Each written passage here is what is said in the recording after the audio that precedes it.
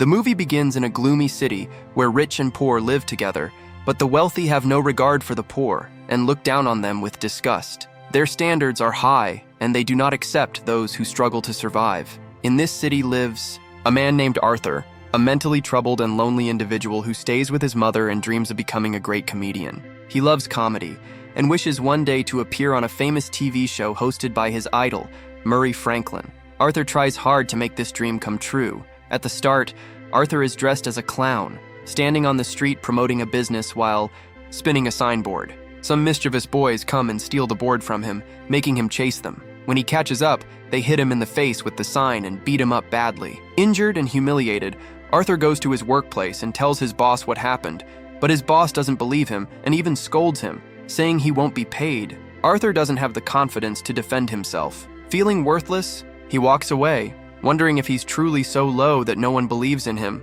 At home, he dances alone in his sadness, revealing his fragile state. The next day, Arthur tells his coworker about the boys who beat him. The coworker sympathizes and gives him a gun for protection, saying it will help him if something bad happens again. Arthur refuses at first, but is forced to accept it. On the way home, Arthur takes a bus where a child looks at him, and he makes funny faces to cheer him up. The child laughs, but his mother gets angry and tells Arthur to stop. Arthur begins laughing uncontrollably. He has a condition that causes involuntary laughter, especially under stress. He gives the woman a card that explains his disorder. Later at home, he takes his medication, which he gets from a government facility because he can't afford regular treatment. One day, he visits his psychiatrist, who asks to see his diary. She finds disturbing thoughts, including one that says, "I just don't want to feel so bad anymore." Back home, his mother keeps asking if they've received a letter from Thomas Wayne, a powerful businessman who used to be her employer. She believes Thomas will help them because she once worked for him and shares a connection.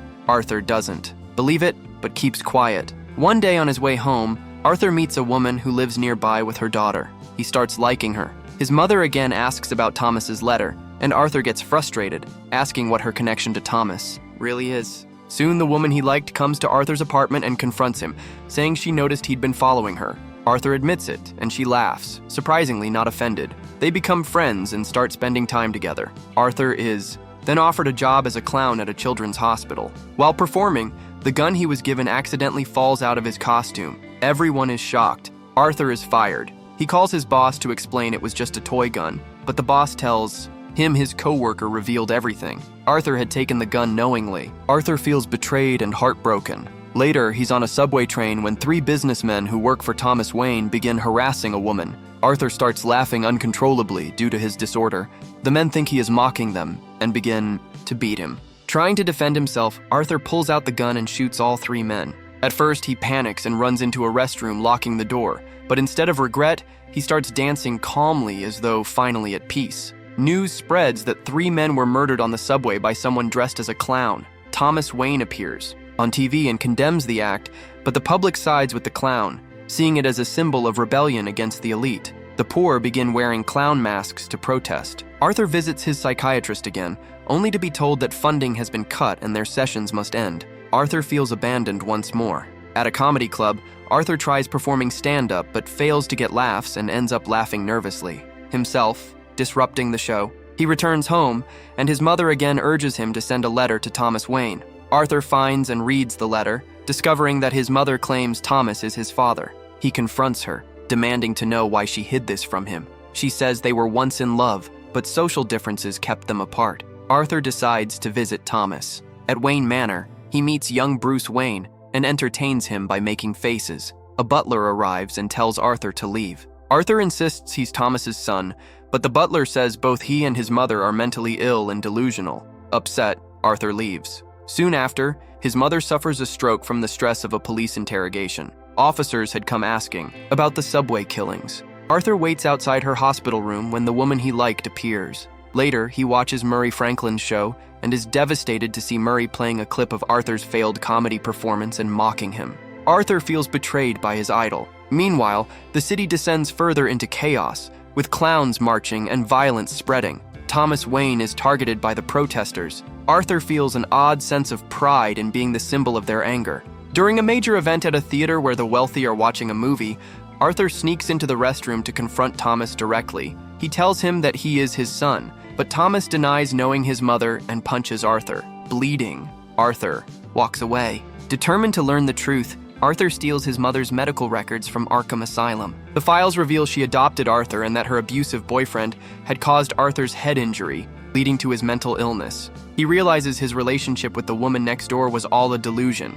She was never actually involved with him. Arthur is devastated. He goes to the hospital and kills his mother with a pillow, believing she lied and ruined his life. Back at home, he finds a photo of his mother with a note from Thomas saying, "I like your smile." This makes Arthur question everything again. He puts on full clown makeup and gives in to his new identity. He no longer cares about consequences. His co-workers visit him, including the man who gave him the gun. Arthur kills him violently, sparing the other man. Now fully transformed, Arthur dances joyfully down the stairs in full clown costume, ready to appear on Murray's show. As he leaves, police who were investigating the subway murders chase him.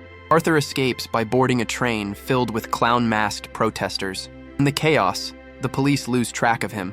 Arthur sneaks into the TV studio where he's been invited as a guest.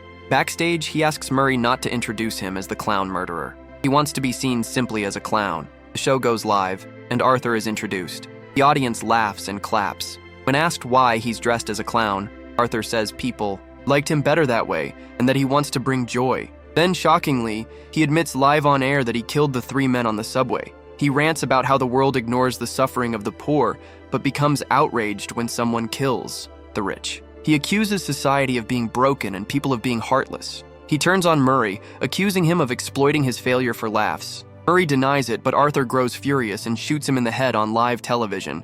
The crowd panics. Arthur is arrested and taken away in a police car. As they drive, protesters crash into the car with an ambulance and pull Arthur out.